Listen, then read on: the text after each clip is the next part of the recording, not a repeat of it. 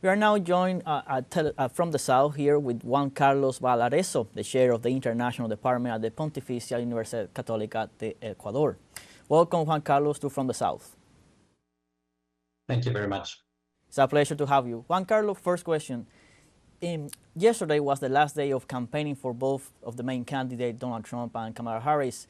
As polls are opening across the nation, what impact can those last day of rally have in the outcome of this election? Well, I think it's very important to notice that both candidates are appealing to their target vote. In the case of Kamala Harris, I think she has more of a chance to appeal the Latino vote in the sense that she's proposed policies that are not as hard or restrictive as Donald Trump's. At the same time, Donald Trump seems to be addressing the issue of migration as one of the most important elements of his platform, by taking an approach that's very condemning of the situation.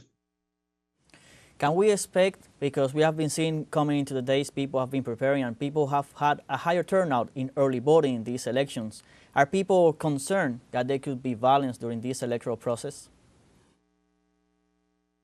Well, I think this is considered to be one of the most important elections in the United States and for the United States in the world, since we are faced with two very opposing views of presidency. On the one hand, we have a very radical and predictable Donald Trump that, in a way, scares a lot of the markets, a lot of the governments, even though he has support of Latin American governments such as Milei or the Bolsonaro supporters.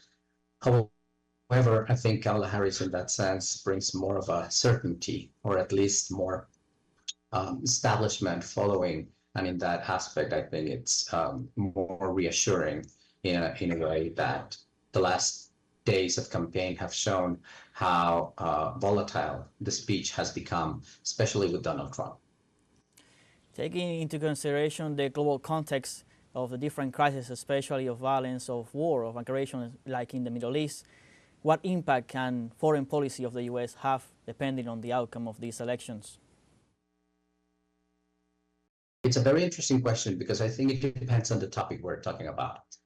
When it comes to trade, I think the markets, and especially big corporations, put their hope more in Trump, since he has more of a bilateral and transactional relation with their partners. At the same time, when talking about war or security, even though both candidates have expressed that they will have a hard take on situations that involve the United States interests, I think in that aspect, Kamala Harris has more of a multilateral approach. We should expect continuation in terms of approaching multilateral forum and trying to negotiate with their strategic partners, the European Union. It's also interesting when we talk about China, for instance, to see that both candidates have an approach where they want to stop China's increase in terms of the world's economy. And that's something that we should see regardless of who wins.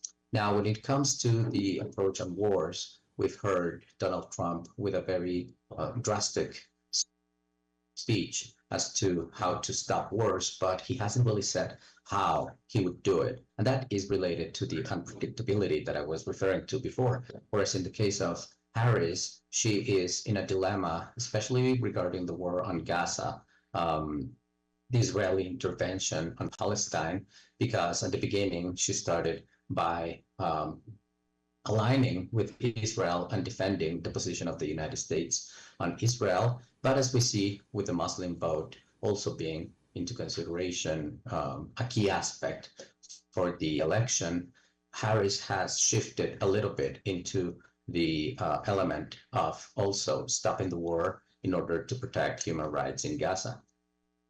Migration and border control is also another topic where both candidates have different views. How can this impact on the vote during the day?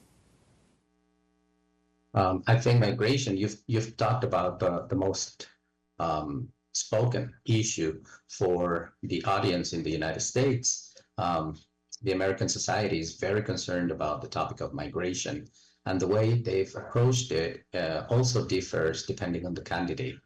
Like, for instance, in the case of Trump, he continues with his 2016 speech and approach on having a harsh policy regarding migration, whereas Harris, even though aligns with Trump in terms of strengthening the border patrols and the controls at the border, has had more of a cooperative approach when it comes to also talking with the Latin American countries, especially with Mexico, since it's the biggest migration that we've seen in the last decades, in order to also cooperate in terms of how these migrants cross the border.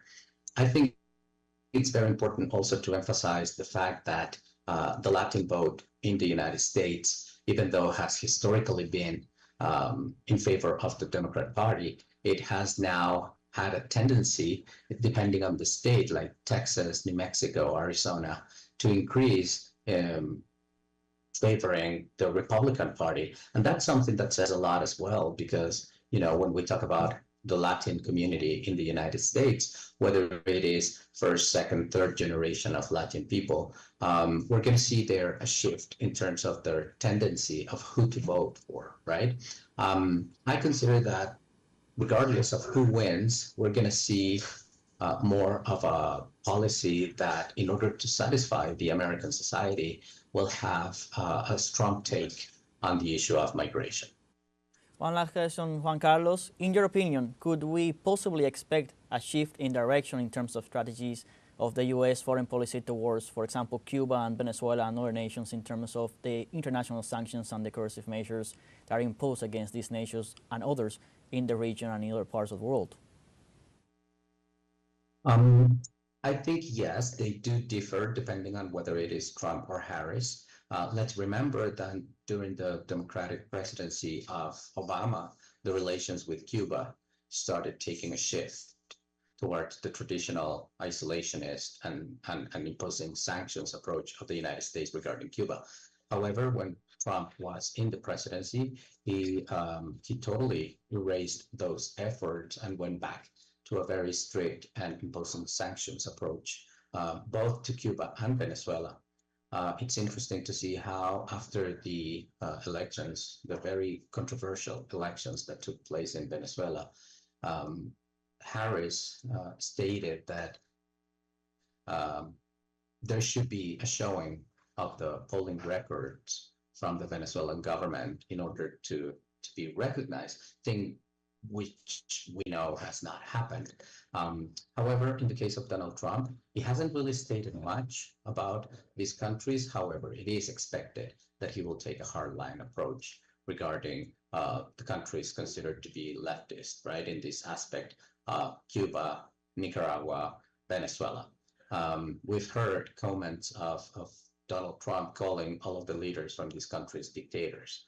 And that's something that tells us a lot about what the approach would be should Donald Trump win the election. Thank you, Juan Carlos, for your times and inputs here from the South.